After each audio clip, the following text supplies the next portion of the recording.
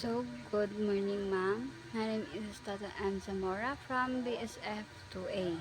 So, my topic that I will discuss is all about the continuation of the first reporter, which is Sunday Mark Coloso.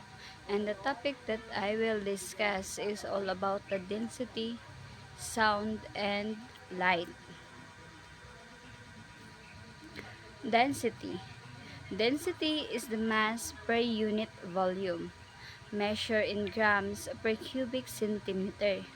Fresh water has a density of 1 grams cubic meter at 4 degrees Celsius, but salts and other substances increase it to 1.2 to 1.3 grams per cubic centimeter.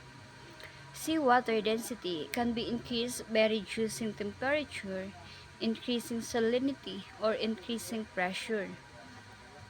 Pressure has minimal impact on density, except at extreme depths. Temperature and salinity are the primary factors determining density, with temperature having the greatest impact. Without pressure, sea levels would be 50 meters higher.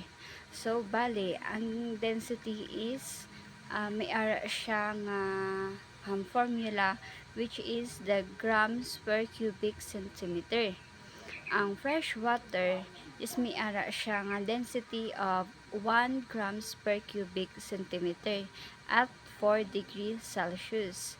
Pero ang salts and other substances is may ara siya density nga nagataan sa 1.2 to 1.3 grams per cubic centimeter. Ang seawater density is possible nga mag-increase by reducing temperature, pagtaas ang salinity, or pagtaas ang pressure. Ang pressure is may ara siya nga minimal impacts sa density, except lang sa pinakadalom na nga portion. Ang temperature kag salinity is amo na sila ang mga primary factors nga nagadetermine sang density. Sa temperature, if ang temperature is may ara siya nga taas nga impact sa density, amo na gani. Without sa pressure, ang sea levels is possible nga magtaas, which is 50 meters higher. As you can see sa map globo, which is ang global sea surface density is mas cold or colder in the polar regions. May ara siya nga mga higher densities. Tapos sa tropical zone is may ara siya nga warmer. Density profiles are often mirror images of temperature profiles, with the lowest density at the surface where water is warmest. As deep increases, there is a rapidly increasing density region called the Pecnoch-line, which coincides with the thermoline. Density may remain constant below the Pecnoch line or slightly increase towards the bottom, as temperature has the greatest effect on density. Ang density profiles is like, for example, is mirror images sa kumbaga is the same lang sila. Kung like for example, magatubang ka sa espiyo, kung ano mo nakita is, kung ano may tsura mo na makita mo sa espiyo. Like that. With the lowest density, ang sa surface, ang kung sa diin, ang at the lowest or in the surface portion of the water is, ang water dira is warmest.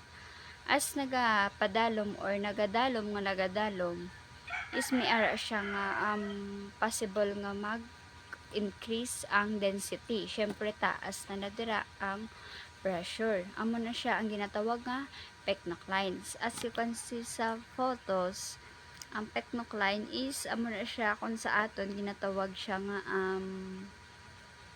ano na sa madalom na nga portion sang dagat or duta.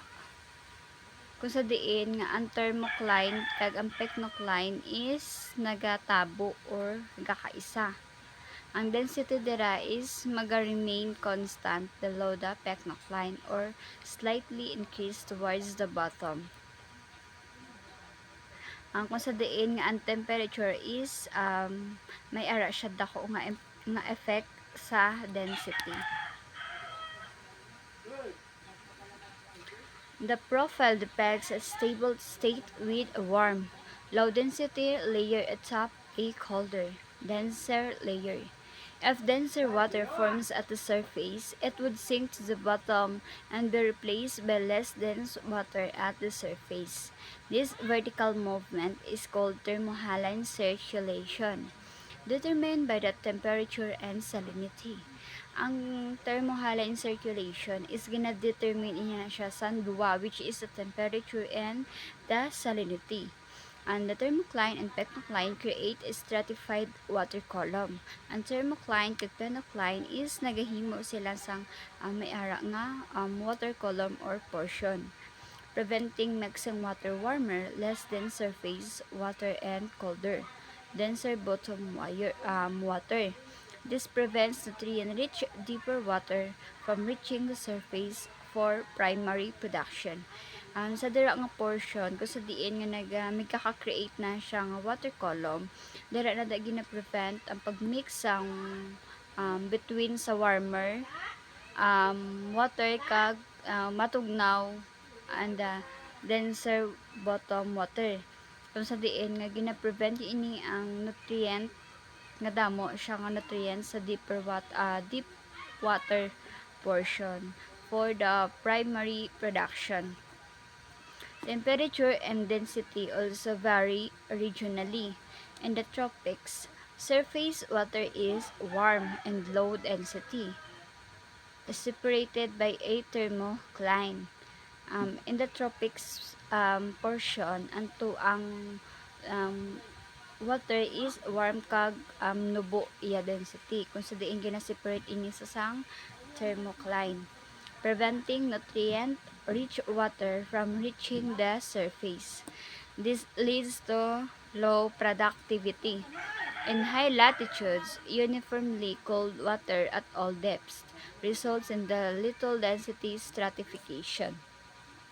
This lack of incline allows cold, nutrient-rich, deep water to mix with surface water, resulting in higher primary production in polar regions.